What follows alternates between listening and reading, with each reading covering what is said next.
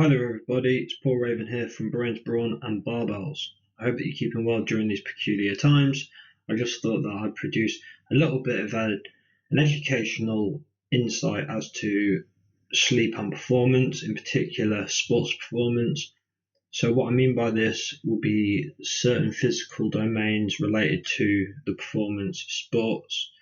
Now, sleep is one of those areas that I feel does not get enough limelight, as it is an imperative component of recovery and does have, or what does appear to have, much influence on one's performance. Now, sleep itself can impact the body in a myriad of different ways, from the endocrine system, the nervous system, and we can go to ad nauseum on this. However, I want to try and focus my presentation today on some key performance indicators related to sports performance. As you know, I do like to go off onto a tangent, so I want to try and keep it short and sharp. Maybe provide an additional video or some extra content surrounding how sleep can impact on endocrine responses and how it can impact on performance in other ways, or recovery, etc. But anyway, let's move forwards.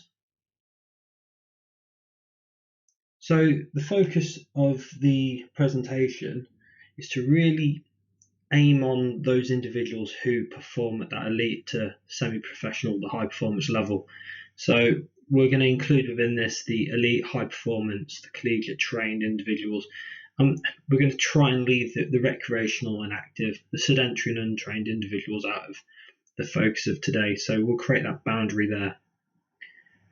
Now, what I'd like us to focus on again is those physical markers of sleep loss. Now, sleep loss is constituted of here as the restriction and deprivation of sleep, whilst we'll also be looking on the flip side of sleep extension and sleep enhancement and how that can impact upon physical markers.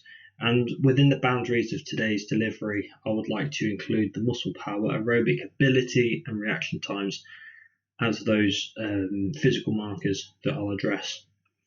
Now, again, sleep can impact upon psychological markers, but they're outside of the boundaries of today's delivery. Now, I appreciate that the slides in front of you and this delivery is a little bit unorthodox and does not follow accurate delivery convention, but we try and make the most of what we have here. So we're going to firstly look at addressing the importance of sleep. We'll look into what's said about how important sleep is, the current situation or the relevant situation of sleep around elite athletes, high performance and performance athletes. We'll look at those impacts, the ergogenic and ergolytic impacts of sleep on performance, and then we'll look at the benefits.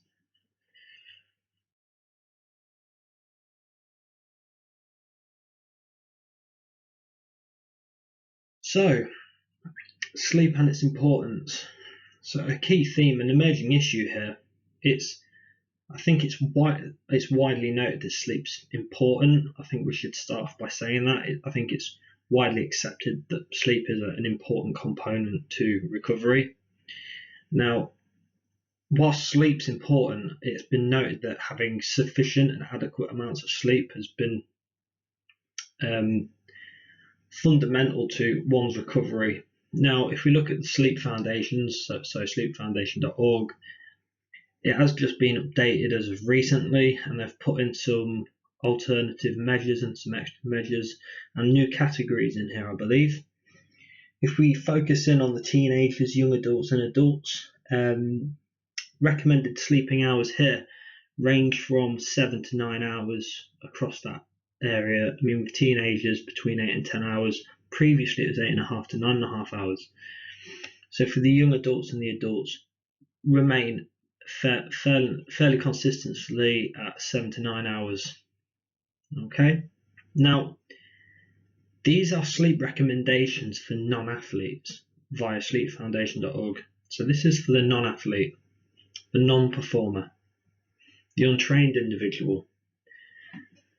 While Halson in 2014, Halson is a rather well-acknowledged name within the field of sleep and performance, have identified that sleep is pivotal for the physical and psychological functioning within athletes and within the performer. Now, just a little bit of research here. So it is clear that sleep produces higher or greater levels of sports performance, its performance outcomes. While there was a body of research carried out in 2018, it's a correlatory piece of research that found that netball players and teams of netball players that had greater amounts of sleep had better finishing places. Okay, now, whilst this is correlatory research, we know correlation does not result in causation. It can't be inferred as causation. However, I think it's clear to see there's a link here and offers a little bit more of a foundation to go digging for further research. Now, I think it's important to note this piece of work in 2018 was carried out within the field. It was not a lab-based piece of research. It was carried out within the field, so you could argue it benefited from higher amounts of external validity. However, at the detriment of internal validity, so there was limited controls. However, it's more to real life. Okay, so I think it's quite important, really, to off the bat understand that these studies and these pieces of research vary within their quality as a result of research designs, statistical analysis, the methods, etc.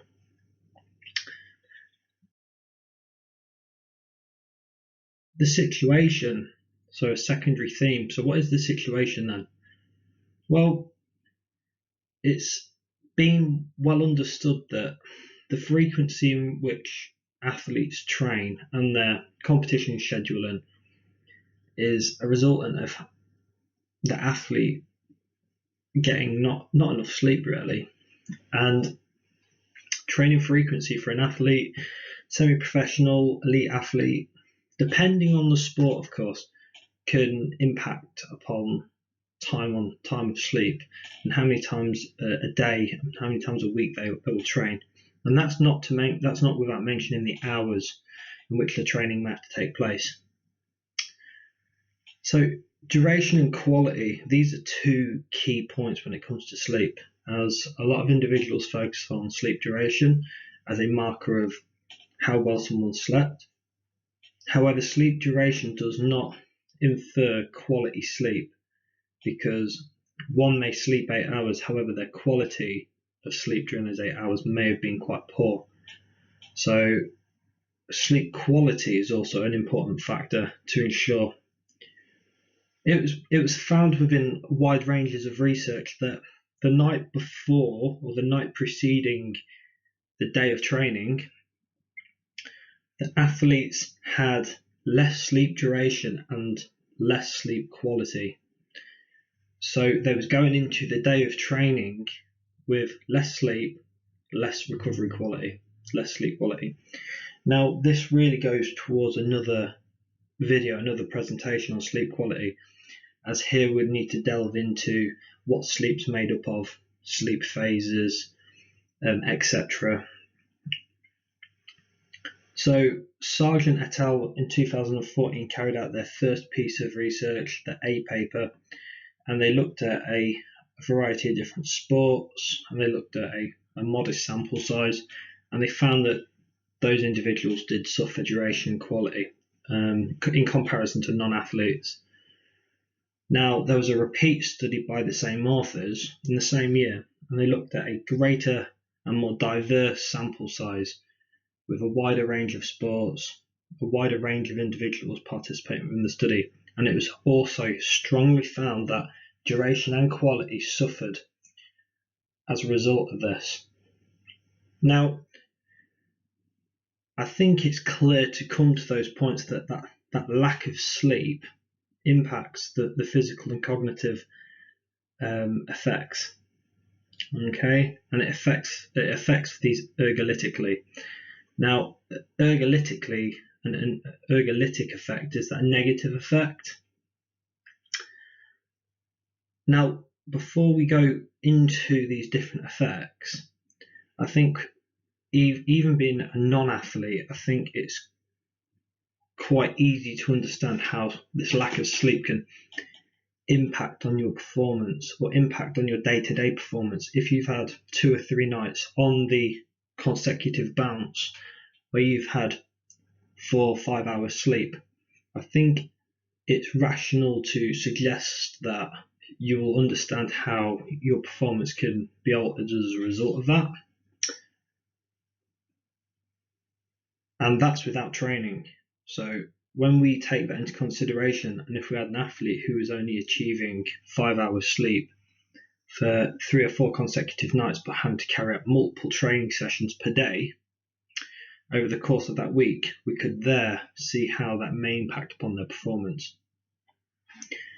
Now, before we jump into these ergolytic effects, if we refer back to the studies in the middle, Sargent and Helson's work, actually found that these athletes were achieving on average 6.5 hours sleep a night, 6.5 hours sleep. So that's less than the recommended sleep of what we've just covered in the previous slide, and that's for non-athletes. So that's quite a concern.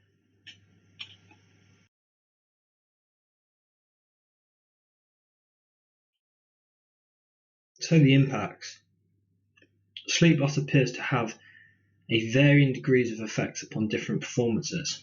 Well, it has. In the physical domain, sleep can impact physical performance widely. So here we have 3 examples. We have the motor skill, the reaction times, aerobic capacity with intermittent performance, and muscle power and muscle velocity. So it does impact the body across a wide array of physical domains. So a piece of research within 2016 found that sleep debt, which was accumulated over the weekdays, resulted within a lowering to reaction times in high-performance student athletes. That's unsurprising, as when an individual goes without sleep, we find that reaction times are impaired. If we take a non-sporting individual, if you drive for a long period of time, you are recommended to take naps or to take breaks where possible, so you can cognitively and, well, more importantly, physically recover also, because your reaction times do become impaired. Moving forwards, in 2018, there was a piece of research here that found that partial sleep deprivation, so here 3 to 4 hours, resulted within a reduction to intermittent performance in taekwondo practitioners. Now that's quite important, because we find that having the aerobic capacity and aerobic ability is quite important for that type of sport, alongside our coordination and reaction times, of course. So there, in that type of combat sport, we see that there's a detriment to performance there. Now, if I am rightly citing, I believe that paper used a yo-yo intermittent recovery test. So if anyone's had any dealings with that type of test before, you'll know that, again, it's a very strong measure of performance. And then in 2013, there was the findings of partial sleep deprivation through early awakening. So the athletes were woken up early. These were judo practitioners, and this led to a decreased Wingate power output. So the individuals would have gone to sleep. They'd have then been woken up with about 6.5 hours worth of sleep. So through that early awakening, they were being deprived of the later morning sleep, and this was led to find that a decrease in Wingate power output was made. And also, again, if you're unsure what a Wingate test is, it's conducted on a Monarch bike within a lab. If anyone's had any dealings with any Wingate or repeat Wingate power output tests, will know that they're quite an aggressive test that can leave you feeling a touch woozy if you're not used to that. And again, that power output is also an impeccably important fitness component to that combat practitioner, to the judo practitioner.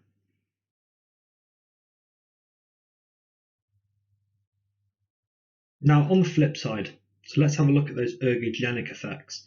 We've explored the negative effects, the ergolytic effects. Let's have a look to see what benefits we can get from sleep.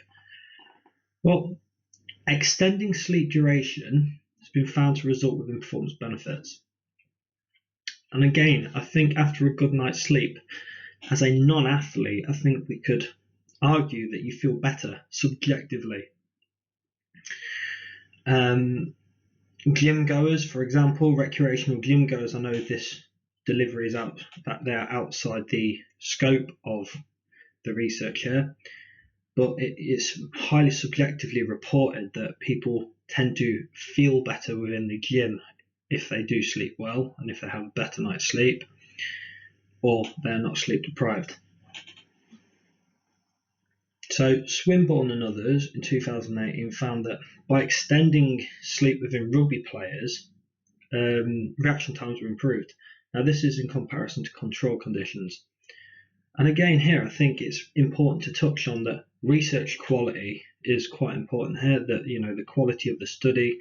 So here, when we're including control arms and experiment arms, and then making the comparisons between the two, there's questions to be had. Were the participants randomly allocated? Were they hand selected? Was there any bias there? In other studies, we need to consider, again, the design. Was there washout periods, or were there times for adaptation? Again, quite key points and quite crucial points that we need to keep in mind for scrutiny of the research. Next up, Blanchfield and others, an afternoon nap of approximately 20 minutes improved time till exhaustion in male runners with less than 7 hours sleep. And again, these athletes, these individuals that train and perform, who are getting 6.5 hours sleep on average, they're finding that a 20-minute nap improves performance. So if you are, if you do fit that bill, and you are getting less than 7 hours sleep, then 20 minutes has been found to extend your aerobic ability. Now, there's some quite important points that we need to make there. So depending on where within the day you're taking this extra 20 minutes nap, is it again within the morning? Is it within the early afternoon, or is it right before training? There are some implications to be had for having the nap too close to your training session, as this has been widely shown to cause sleep inertia, which then can negatively impact on your performance. So having that nap at a strategic time before training, but to allow a period of time for you to overcome the sleep inertia, that's something to look at. And then O'Donnell and others in 2018, match day napping, so 20 minutes, was found beneficial in improving female netball players' vertical jump velocity within counter movement jumps. And again, this is quite important to consider, because this is on the day, the match day. This is in the field, so this is occurring very naturally. This research is collected within the field in comparison to within a laboratory, where the internal measures and internal conditions are highly controlled. Here you would argue that the conditions aren't as controlled, so it would lack internal validity here. However, you could not discount the fact that this would have greater levels of external validity as it's carried out within the real world. And again, quite interesting, 20 minutes, not a long period of time.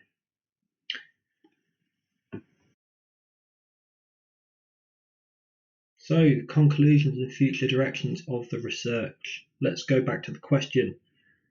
Does sleep influence sports performance? I think it's clear to say yes, it does influence sports performance. From what we've covered, the physical measures, sure. There are 3 measures of many other physical measures that sleep could potentially impact on. We've understood that there is a perceived value of sleep. Sleep is considered important for both the non-athlete and the athlete. I think we can accept that from what we've read and what we understand. However, there isn't a lot of sleep going on in performance athletes. They seem to achieve less than the recommended amounts for non-athletes. And this does have a direct impact on the performance measures identified in the icons on the right-hand side. Now, future directions. I feel that sleep hygiene strategies, this is a buzzword within the field of sleep and performance. I feel that this is an area that should be promoted further at the lower levels of training and lower levels of performance, which should be something that then is strengthened as the individual moves through their performance development. So as they go from grassroots to recreational to semi-professional or to performance, and then from performance to that elite or professional level, it's something that is integrated to start off early. And I think sleep hygiene strategies should be looked at to the individual and catered to the individual and their circumstances. Longitudinal research. So a lot of research here is very much acute, and it assesses the here and now.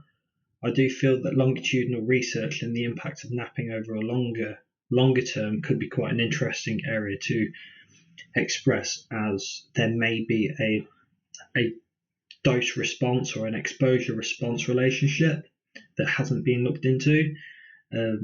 Napping over a longer term, so over the course of several months, introducing napping might actually yield better results later on, and not so much acutely, or the impacts or the positive effects of napping might wear off. And again, I think longitudinal research would be very much suited for this.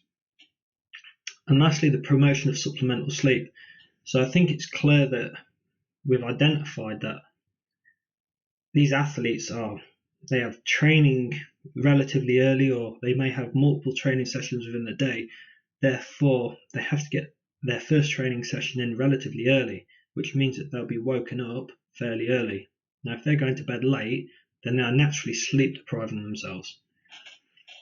And I think by adding in that supplemental sleep via sleep extension or napping, now sleep extension would mean just sleeping more and putting the training session back, rescheduling it, I think this will yield more beneficial training sessions, more positive training sessions, which is what you want when it comes to performance development.